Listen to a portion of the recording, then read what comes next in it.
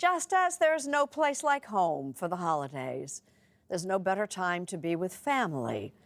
After all, those are the people we know the best. Or so we may have thought until DNA testing made family matters more complicated than some of us ever dreamed. Our cover story is reported by Rita Braver. Welcome, come in out of the rain. Hi, Richard. Hi, Tom.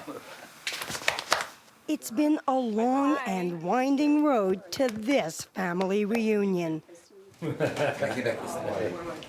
Amidst the food and fun, It made me tear up. It made me happy.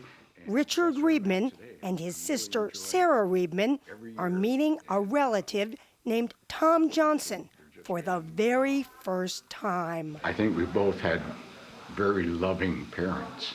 And this is no distant relative. Tom and Richard and Sarah have discovered their siblings. And it was just shocking, awesome. Where have you been all my life? It all began when the Riebman's cousin, Susan Groff, did a DNA test. So this is what came up, and found that someone named Thomas Edgar Johnson Jr. seemed to be her first cousin. And I initially thought that's a mistake because I know all my first cousins. Okay, this is my very first contact, January 2nd. Susan, who is partially of Eastern European Jewish descent, reached out to Tom, who was raised a fundamentalist Christian and already puzzling over his DNA results. It said that I was a descendant of Eastern European Jews and French. And that's not at all my family that I knew. Soon, Susan figured out that Tom had been born in Dearborn, Michigan. She knew that Sarah and Richard's brother Herbert, who died 10 years ago, had been born there too.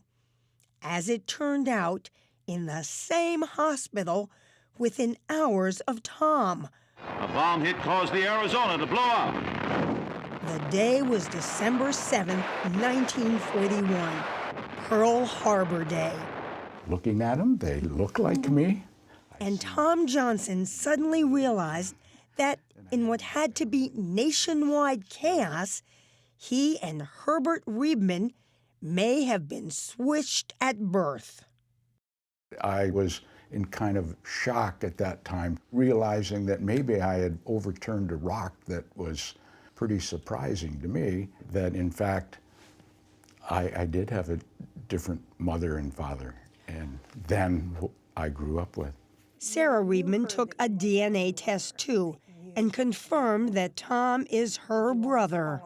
How shocked were you? I thought that explains a lot, because Herbie, the brother who was switched, was just so different than we were, and we always kind of laughed about it. It was kind of a joke, you know, where'd he come from? This is Herbert and I when we were little tykes. Richard calls the discovery bittersweet. He says they loved their brother Herbert, who died without learning the real story. But he also feels there's reason to be happy. It certainly will enrich my life going forward. I think for Tom, it's much more difficult because he didn't grow up with his biological parents, although he grew up in a loving family, but it's different for him. I have an aunt who is only 3 years older than me, and I talked to her and she said, you'll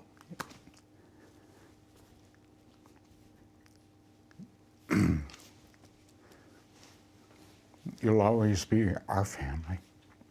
So, but I'm really looking forward to knowing more about my real family. It's really a joy to me. Growing up, we were German. We danced in a German dance group. I wore lederhosen. Many of the commercials for DNA kits make it sound like taking the test might yield some fun surprises about your heritage. The big surprise was we're not German at all. 52%. In fact, a recent survey shows more than a quarter of those who use mail-in DNA tests discover close relatives they didn't know about. I took the test. It's not always happy news. It was May of 2017 when the floor fell out from under me. That was the day Catherine St. Clair learned It was devastating news. that she did not share DNA with the only father she'd ever known. What I found out was that my mother worked for a few months at this store that my biological father owned, and I was conceived at that time. And I was raised as my dad's child along with my siblings, and nobody knew. With both the parents who raised her and her birth father dead, St. Clair had no one to ask what happened. Feeling isolated, she started an online support group for others in similar situations. Not parent expected is what you call it. Yes, and before you knew it, we had 6,000 members. Oh, thank you, honey. I'm so glad you came. They even have meetups like this one. How are you? Where members talk about issues like the shock of finding out their biological father was not who they thought. Paulette Bethel. I now realize I was feeling betrayal. My mother had this secret. Bradley Hall. Were you able to talk to your mother about this? She's unapproachable about the subject.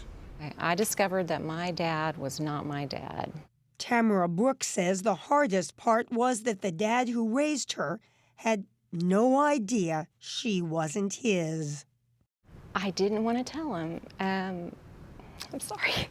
At this point, he was sick. And I didn't want to upset him. You know, there were 7 born. I'm sorry, I didn't know I was going to get emotional. So we are going to go through some phone support training today, handling some difficult calls, difficult callers. At DNA testing companies like 23andMe, so many calls come in from people who make shocking discoveries about their families that, as they showed us, Give them some time to process that on the phone. Employees get special training in how to handle delicate situations. Because sometimes people call in just wanting to vent or to have someone listen. The company just launched a new webpage aimed at helping people cope with unexpected results. But there are a lot of happy endings. The young boxer in the ring is Vidal Rivera. The 2 men watching him are James Ing Sr. and Jr. Last year, James Jr. took a DNA test to learn more about his heritage and was surprised when someone he'd never heard of I was in initial shock, kind of. seemed to be a close match.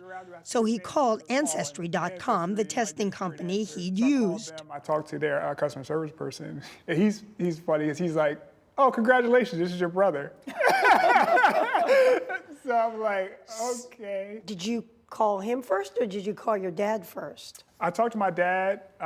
He was still in a kind of what? This kind of misty area mindset. Did the name ring a bell? Did you have a glimmer? Couldn't remember nothing, and I felt really bad because I didn't remember. 27 years ago, I'm like, 27 years ago?